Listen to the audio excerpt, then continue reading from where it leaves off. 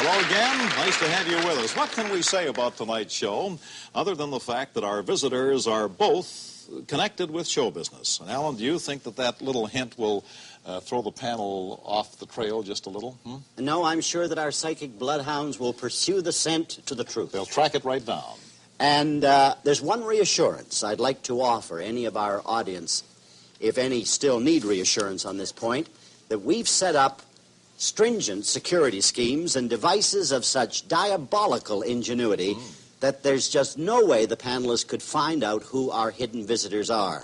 All the panel has to go on to guide them to the truth are birth data or a handwriting sample or a personal belonging, right? How is it that they continue to amaze me with some of the points that they make? Well, they're amazing, that's why. Well, let's meet these amazing people right now. First of all, here is astrologer Geoff Gray-Cobb. And we welcome psychic graphologist Marilyn Rossner. And, of course, our clairvoyant is Irene Hughes. Well, each is now snugly separated in a soundproof booth, and, of course, the rules are that they speak independently in turn, and Alan allots 1 point for each correct surmise. Well, we are all set to go, so let's now meet our first visitor. Who has been technical advisor to the movie Close Encounters of the Third Kind, the world's leading expert on UFOs, astronomer Dr. J. Allen Hynek. Okay, and we'll begin, as usual, with our astrologer. Here is Geoff Gray-Cobb. Jeff, you have our hidden visitor's birth chart. What do you divine therein? Well, I can see Sun in Taurus with a rising Sagittarius. So let's start off and say our visitor is affable and sunny-natured, always smiling. Reasonably correct. You're pretty easy to get along with until you're pushed to the limit, and then you've got a sort of titanium steel core that says enough. Quite correct. You are an independent self-starter, probably self-employed. Right. And you married early in life. Yes. And then this Mercury here says you're a good salesperson. Well, that depends. I'm not sure about that. Okay. You build things with your hands then, same aspect. No, definitely not. All right. Can we connect you, because of the Mars in Cancer, can we connect you with food? No. I see. Mercury also makes you a good speaker. You've spoken to audiences. Yes, that is correct. Okay. And you're prepared to take a gamble. If you've ever been to Reno, you're happy to go to the tables. No, I do not do that. Trine Jupiter says your political outlook here leans towards you being a conservative person rather than radical. Halfway either way. Okay. Jupiter in Libra says that you are a genial host when you throw parties. On occasion. Okay. You're certainly... Okay, that gives Jeff 9 points to begin the round, and now Marilyn Rossner's turn. Marilyn, what do you perceive psychically in our visitor's handwriting? The ends show that he enjoys living. Correct. That people enjoy being with him. I think so. You have spent time overseas. Yes. Marriage to you, when you got married, it was a publicized event. No. Okay, litigation and documents have played an important part in your life. Yes. You have composed some music. No. You have done a lot of radio and television work. Yes. Your life has been endangered several times. Not to my knowledge, but it could be. Okay. You have been in a position of trust. Well, I suppose so. How do you mean that, Well, Marilyn? I mean like services like, say, the FBI or CIA would have used your services. In a way, yes. November 1965 was the beginning of health problems. I can't remember. Okay, in November 1931, you entered a service, and you were very active until November 1949. No. From 1931 to 1949. Well, in a sense, yes, but... Okay. Your early life, ages 14 to 21, were very difficult for you. Medium, yes. You've had problems dealing with the shoulders and head region. No. I also see that you believe in allowing people to be free. Yes. You spend a lot of time in a hotel. Okay, Marilyn, I'm sorry I misread Jeff's reading. He has 5 points, and now Marilyn's in the lead with 7, and our clairvoyant Irene Hughes is ready now.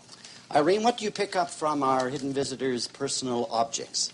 Well, first of all, when I opened the box, I have to tell you in this way, there were 2 objects in it. So I took out the wallet because I had a terrible, frightening feeling when I looked at his watch, so I didn't even take it out of the box. I've had that experience once before in my life. I feel that this man must have something to do with very unusual space, out-of-space things in my mind. So I said, Alan Hynek of UFOs. That's all I could think about because that's... Well, sir, what do you know? What do you know? What is it? My heart is beating so fast right now, I need a doctor, I think, really, because it was very frightening. I try not to wax too enthusiastic, but that is a tour de force, Irene. You bet it that is. Really remarkable. You bet it is. Well, the time has come right now, I think, to meet our very special visitor, and I think we should do that at this very moment, if everyone is in agreement. He is, of course, the man who happens to be the world's leading expert when it comes to unidentified flying objects. Let's welcome Dr. J. Allen Hynek, of course. Pleasure having you here, Dr. Hynek. Your newest book has been published, The Hynek Report. What kind of a response have you had to that? It's just out, so I don't really know, but I think it'll do well. I'm sure it will. I'm sure Alan, it will. it's good to see you again. Glad to see you, Alan. I'm wondering, I think this is very significant. You began originally, when you were the scientific consultant to the U.S. Air Force, as a complete skeptic on UFOs, didn't you? Complete skeptic, yes. And then you came to change your mind. As time went on, the reports came from so many different countries and from such responsible people that I finally said to myself, I just can't keep on calling all these people liars or hallucinating. What about your attitude towards psychic phenomena? For instance, this extraordinary performance here by Irene, picking your name out of the psychic ether. Do you have any problem scientifically assimilating that? No, I certainly keep an open mind on all these things. In fact, as a matter of fact, when psychics predict things at the beginning of the year, say the National Enquirer or something like that says that 12 psychics predict 19 different things, I cut that out and I check at the end of the year when other people have forgotten as to what is going on, and I must say that very frequently the scores are not too high. Sometimes they're remarkably good, though. Right. Well, they were remarkably good tonight. They certainly were. Irene mentioned, Alan, that she did not want to open the box. I didn't understand that too clearly. Of course, can you explain? Irene, did you mean that you had an uncanny feeling? No, when I opened the box, there were 2 items, this and a watch.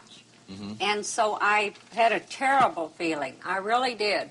And it was a feeling that I got when I was on a haunted house tour, and we sort of encountered something of this nature in Iowa with Brad Steiger.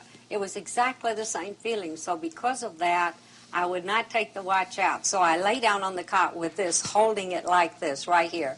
And I got all of these impressions and immediately wrote them down. And I just said that he was a scientist of highest degree, a math genius, lots to do with telescopes and documents, a consultant to encounter of a third kind. Loves mystery. I don't understand how you got all that. It came right through this, very, very clearly. It just really did, as I held it on my solar plexus. Alan, do people reputable people, responsible witnesses who have UFO sightings, do they experience uncanny feelings, unearthly feelings? Sometimes, yes. We have many cases in which they seem to have a precognition of the event. And this... a sense that it's going to happen. Yes. Sometimes they're impelled to go out and sort of wait for it. And also, in the close encounter cases, very frequently, well, not very frequently, but occasionally it happens that they develop psychic abilities afterwards. Extraordinary. There is no reason that you know of to fear UFOs, is there? None that I know of, no. There have been no cases of fatalities that have been really documented. There have been many cases of temporary paralysis or nausea or eye trouble or burns. But these were not deliberately inflicted. They were side effects. General side effects, yes. Mm-hmm. Except the temporary paralysis. It occurs that if a person tries to get too close, it is reported that they are stopped in some way. As though a force field or yes. something of this kind is there. Well, Dr. Hynek, getting back to the motion picture, Close Encounters of the Third Kind, is that picture, do you think, purely entertainment, or does it have real documentary value to some extent? Well, it certainly is sheer entertainment, but nonetheless, and it is not a documentary, except that one might call it, in a sense, a hidden documentary, in that Steven Spielberg, the director, who is very knowledgeable about the subject, and many of the things that are portrayed in it do have their roots and basis in actual reports. Mm-hmm. But, of course, Spielberg has highly dramatized these.